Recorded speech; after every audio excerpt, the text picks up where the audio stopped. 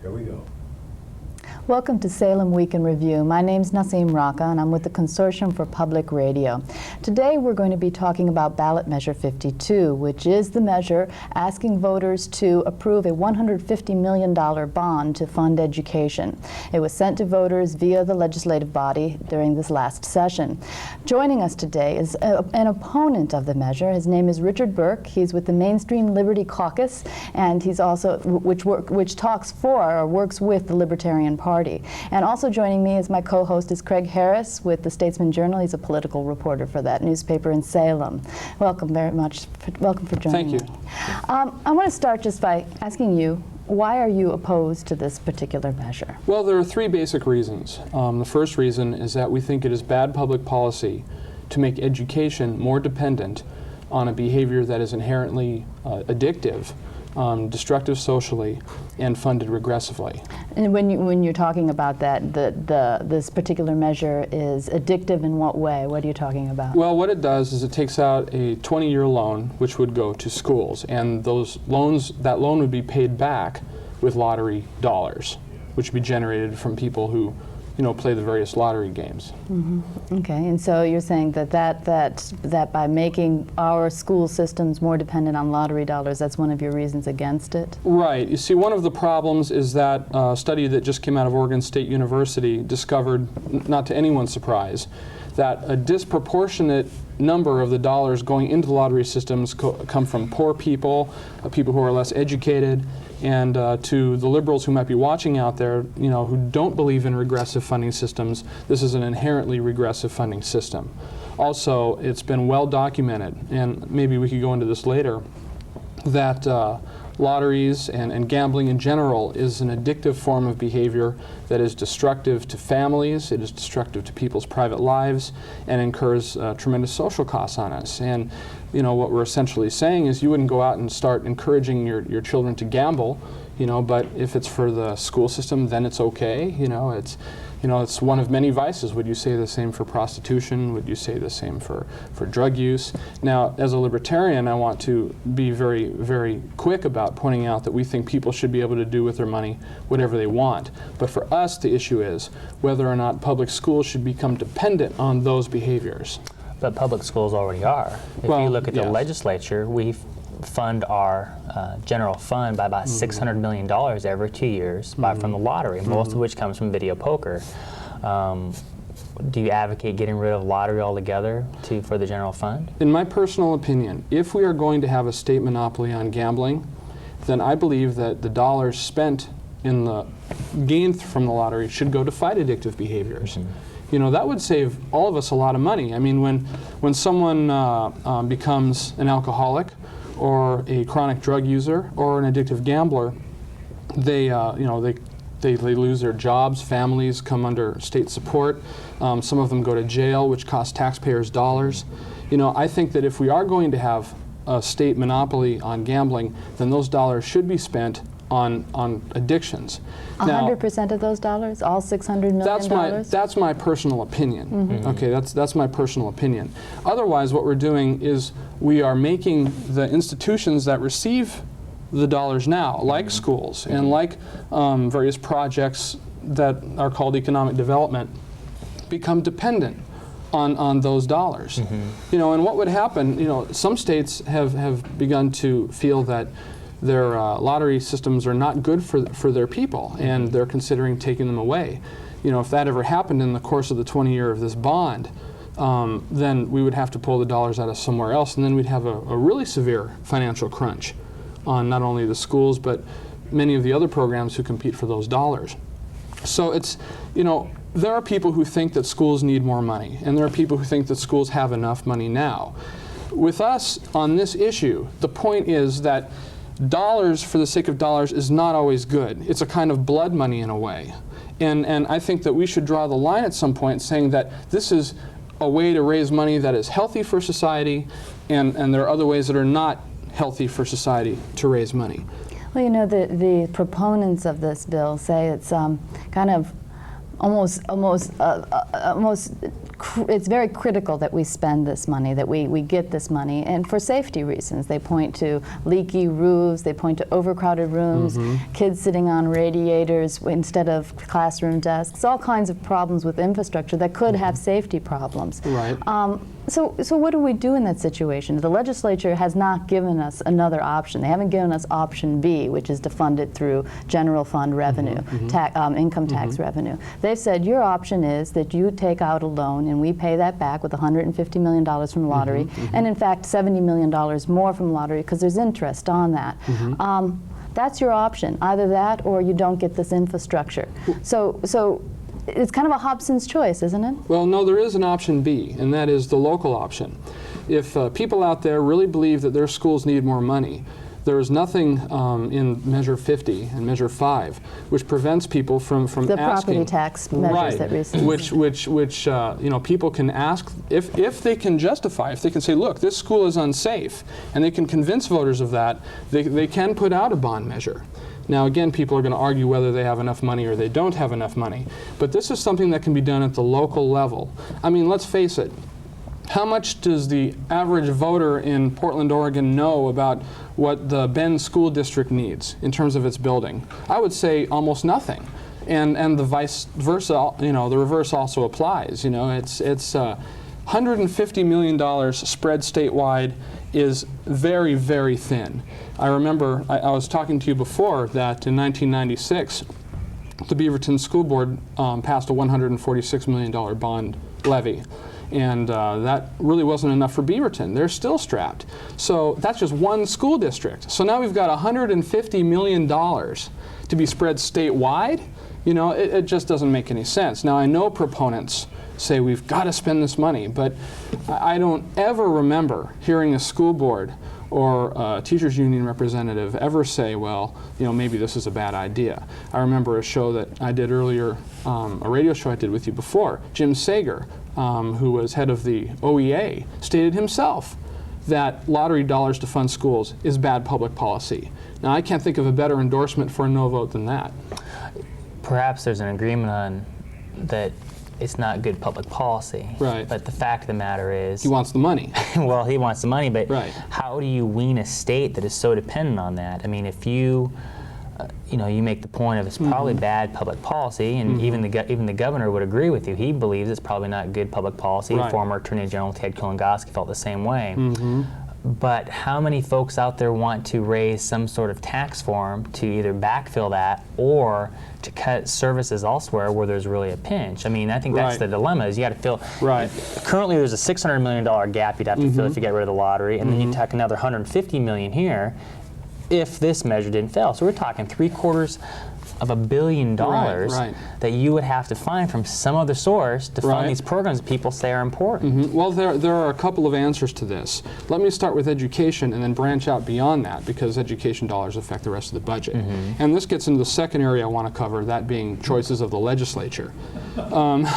Okay, now first of all, the money that we raise for schools, nobody is happy with the tax system now. Now, we're not going to get the educational system off of lottery dollars overnight. It's going to have to be gradual, weaned, as you say, okay?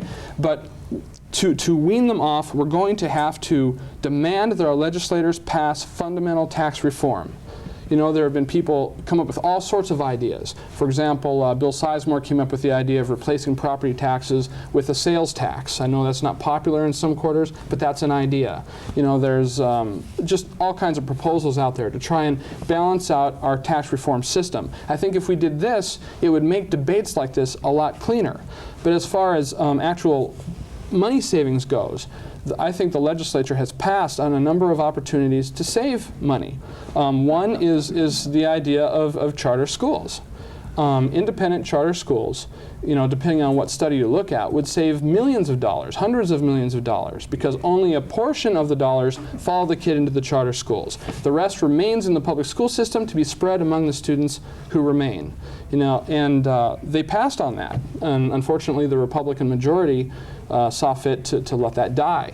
So now they're saying, not only are we not going to save these dollars, and not only are we not going to let your kids go to the school you want, but by the way, can we have another 150 mil?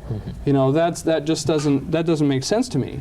As far as the rest of the budget goes, I think there are a lot of services that we could look at farming out, privatizing. Democratic former Governor Neil Goldschmidt came out for privatizing DMV. I don't see any reason why the state has to run the Bureau of Weights and Measures. I think a lot of a lot of the professions that now require licensing and licensing board we could replace with private certification.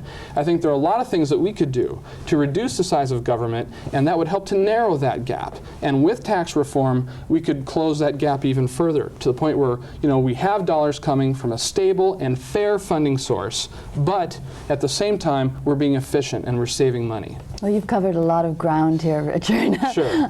Let's get back to your first statement about, well, the answer to filling this over $500 million gap is tax reform. Now, we know that the governor has promised, if he runs again, that one of the subjects he'll look at is tax reform. We know that Bill Sizemore is also looking at tax reform, but the reality of that is that it's at best a long-term solution, right. isn't What it? are we going to do today, right? Yeah. What are we going to do today? Okay, what we're going to do today is that people in every school district should take a look for themselves at what the needs of their district are. And if they believe their school districts need more money, they should try to pass a local bond issue for those dollars.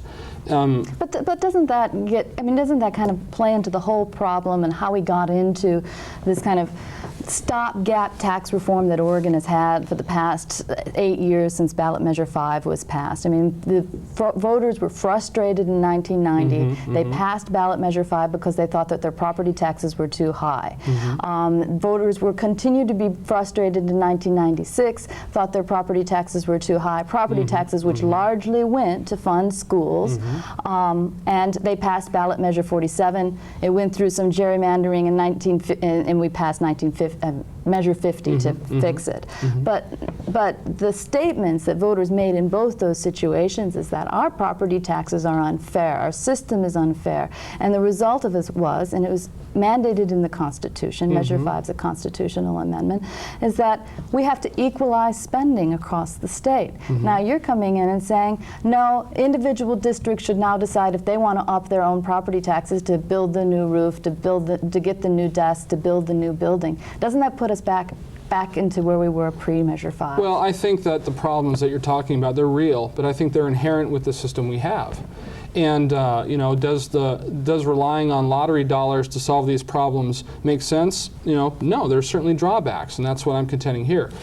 Are there also drawbacks to going with the local option, letting people debate whether or not their districts need those dollars? Sure, that has drawbacks too, and you've outlined them very well.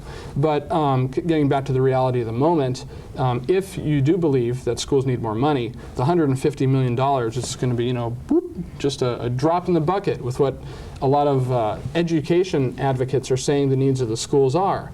But, you know, if people decide to try a local option, then they can take a look and actually educate people on what the needs are. I mean, when we voted for the school bond levy in 1996, we knew what the money was going to go for. There was going to be a new high school, there was going to be a couple new middle schools, there were going to be improvements, some computers, you know, and as far as Ballot Measure 52 goes, nobody knows what the dollars are going to go for. Maybe in their own district they do, but you know, what's it going to be like down in southeastern Oregon or down in Salem or Portland? Well, what's so bad about that? Why should I know what's going on in Lakeview? Because if you're spending money, you should know what it's being spent on.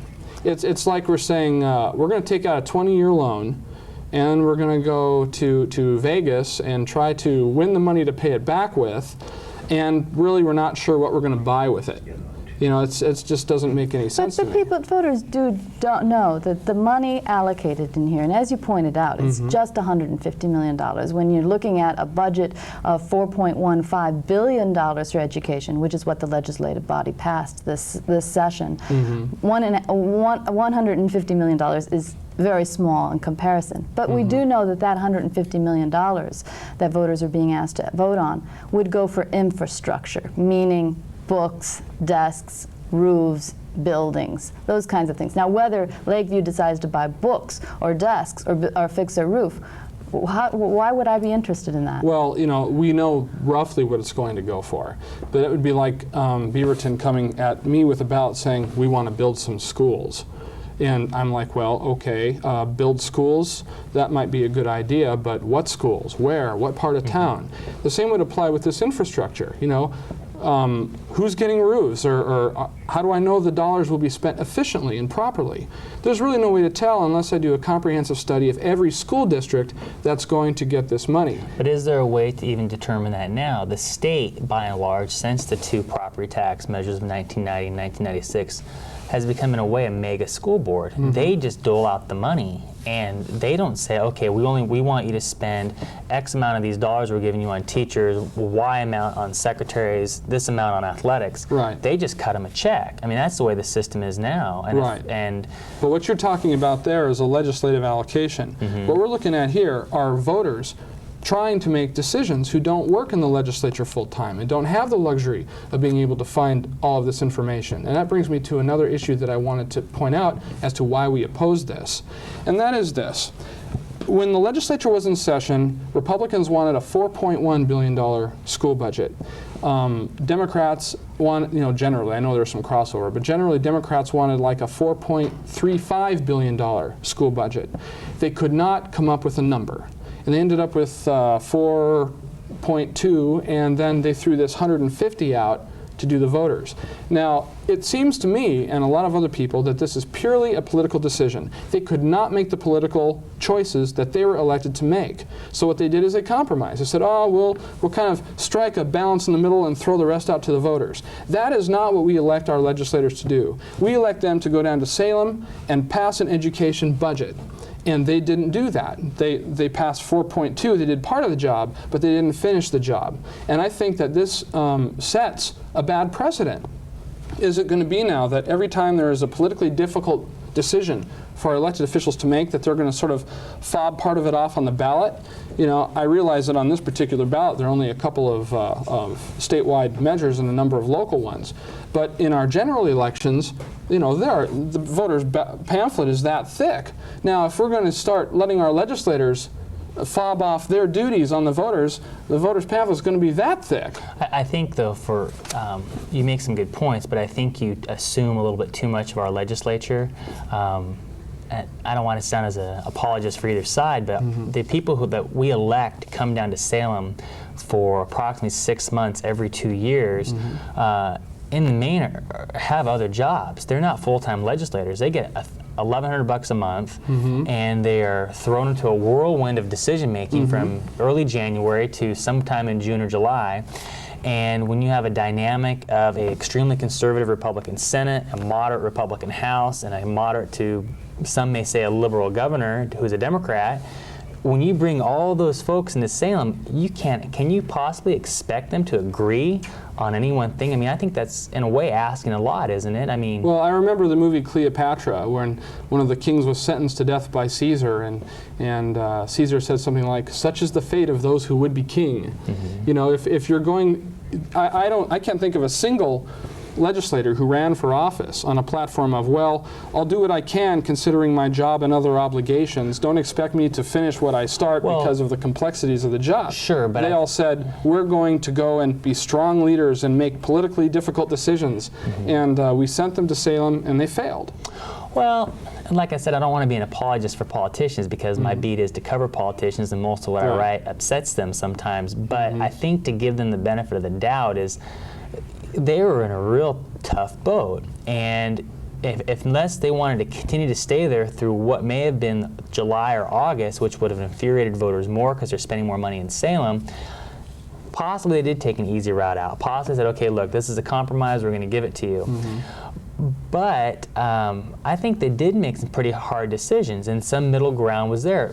The Republicans in the Senate didn't even want to go up to 4.2. Some of the Republicans and Democrats in the House wanted to go even higher than that. So this is the only way they could get out with a way to adjourn the session. But you have to also remember the dynamics of the legislature itself. Something like 22 legislators that are veterans will not be back next time.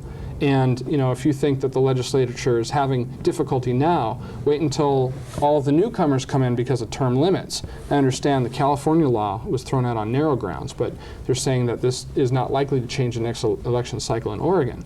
So I think and this isn't the only example. I mean, there are other things. There was vote by mail. There is whether or not we should extend have legislative sessions annually. Those kinds of things. So are you saying that you think that there might be a precedent of, boy, this is just too controversial, we can't come up with a compromise, we have to throw it out to voters? And if you think that that's setting a precedent, what's bad about that? Maybe there's decisions that voters should be making. Well, I don't have a problem with the initiative process. I'm a big supporter of the initiative process. But if we're not going to, if our representatives going to Salem are not going to do their job, why have a legislature? What I see is happening is this. This is a precedent, I think. This is a potentially precedent-setting measure, largely because of the inexperience that is going to be coming into the legislature during the next session because of term limits. Mm-hmm. I think that given the fact that there's so many new people and so few veterans, that there's going to be more rancor. There's going to be it's going to be harder to find middle ground on controversial issues, and I think the temptation on a lot of things is going to be very great to do what they did on this particular measure. And so now is the time to say, look, we know it's tough, and I'm friends with a number of legislators who've told me about their travails, and I understand that what you're saying is true. It is a tough job, but that being the case, they sought the position. I think now is the time to say, look, we know it's going to be tough for you, but we want you to see it through. I think that voters will be less angered by a longer legislative session than they would be by seeing legislators not fulfilling their office. The point is, though, on deferring this question to voters, is $150 million. Mm-hmm. From being there and covering it from day one to the end, the reason they did that is because they could not agree. Mm-hmm. The fact of the matter is the Senate wasn't going to go any higher, and the House wasn't going to go any lower. Mm-hmm. And so they met in the middle, and they, like you said, punted this out or whatever. And that was the only way to get this measure before voters. Otherwise, we wouldn't even have this measure had the Senate gotten its way on these issues. It would have been a budget that was less than what the education community sought out. I've never seen an eternal legislature. I've seen California's legislature go on and on about issues. I've seen Nebraska's legislature, where I'm from, go on and on about issues, and people say, oh, we'll never get agreement, we'll never get there. But they just somehow, every time I've watched these kind of things, just somehow, they've always managed to do it. Somebody blinks. And I think eventually that would have happened here. I honestly don't believe that we would still be in session today, with the legislators going 4.1, 4.3, 4. I think they would have found something. What do states do that don't have an initiative process? Iowa, for example, they managed to pull it off. They managed to always crank out an education budget, and I'm sure there's a lot of disagreement there. I don't think Oregonians or Oregonian legislators are inherently dumber than those in Iowa or California or Nebraska. So you're saying that one reason to not vote for this, not approve this measure, is that it gives the impression, or it gives legislators possibly permission to punt off tough decisions in the future. Right. I think it is a way to help, let's face it, the legislature, because of the newcomers that are coming in, there are a lot of good things about that, but because of the newcomers that are coming in, they're going to need some help. And I think that we can help the legislature by letting them know what's to be expected of them.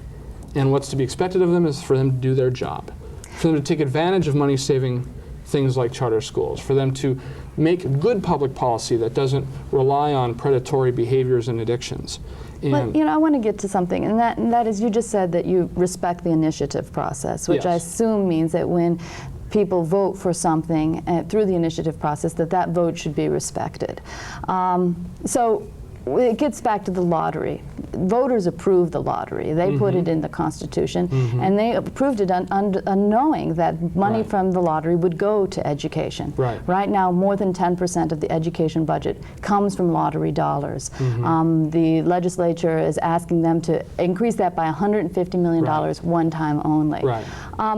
So aren't you saying that in this case, voters made a wrong decision? In this case, the initiative process didn't work correctly because it's making something critical to our state, which is educating its children, dependent on something that has got negative social consequences. Well, you know, prohibition was regarded as a mistake, and voters supported that, and then they said, "Oh gosh, that's a disaster. Let's not do it." Now this is not as dramatic as prohibition, but the great thing about politics is that nothing is ever over, and conditions change, and people's sensibilities change, and I think the day will come when people say, "Look, I mean, even if we come to a total public school environment, which I hope doesn't, you know, happen, where it's a complete blackout. I think that the day may well come when people say, look, well, this isn't the way to do it. I mean, I'd like to go back on the issue of charter schools. You said that if there were more charter schools, it would be less money. There are some districts that do have charter schools. I'm curious, what is the experience in the Beaverton area where you're from with charter schools? Well, to my knowledge, there's no charter school in the Beaverton area. And the charter schools that do exist now are not truly charter schools because they operate at the behest of the local school districts, and they're tightly watched and monitored. It's really not worth the bother for most of the people who would like to see true charter schools. Why don't you explain briefly what exactly you would foresee as a charter school? Okay, a true charter school is a school where students are subjected to accountability through test evaluations, and they have to meet minimum standards. But beyond that, they don't necessarily have to have certified teachers to teach with. They have a lot of freedom as with respect to the curriculum and that they teach. Public dollars would go to these charter schools, correct? Well, what it would be a different kind of public school, I guess, where a certain percentage of the dollars would follow the student. So it wouldn't be new dollars, it would be dollars that are already being spent. Now some say that the schools will lose money, and in terms of absolute dollars, that's right. But per student that remains in the public schools, there would actually be more money. And you know, some of that could go to teacher salaries. Some of that could go to enhance the experience of the students who are there. Some of it could go to fix a roof. Well, you know, in the voters pamphlet that voters will receive in the mail, they'll find that there's only two arguments actually for and against this particular measure, Measure 52, the one we're talking about. And one is from the legislative body and referring this to voters, and one is from the Libertarian Party, and you're representing them today. The Mainstream Liberty Caucus. Mainstream Liberty Caucus, excuse me. And when you read your argument, you start off by talking about charter schools. So I guess I would like to just kind of close by asking you, what is your real motivation for getting involved in this whole dispute, in this whole debate? Is it more to show voters what is an alternative agenda out there when it comes to education? I think that it's irresponsible to say no unless you can show an alternative. You know, it's easy to say no, vote no, vote no, vote no. But if you can't show an alternative, you know, then your credibility really goes down. So our motivation here was to not only say vote no, but say, hey, look, here's another way to do it. You can be for something and be against this. You know, it's something that we think is a good move. We try to present a positive message in our voters' pamphlet statement. And let's face it, we know this is an uphill battle. They're spending $200,000 to $300,000. I got a phone call from a parent last night asking me to take part in a phone bank to vote yes on it. You know, and it's like, well, geez, you know, we'll see what happens. It's us against the OEA, the Oregon legislature, and everybody else. So, you know, truly it's a David and Goliath. And this time, you know, David might not win. David might win. Who knows? But we're putting our position out there, letting people think about it, and maybe if they think we make some sense, maybe they'll listen to us again. Well, thank you very much for joining us. We've been talking with Richard Burke from the Mainstream Liberty Caucus. My name's Naseem Rocca. My co-host has been Craig Harris with the Statesman Journal. Thank you. Thanks. Thanks.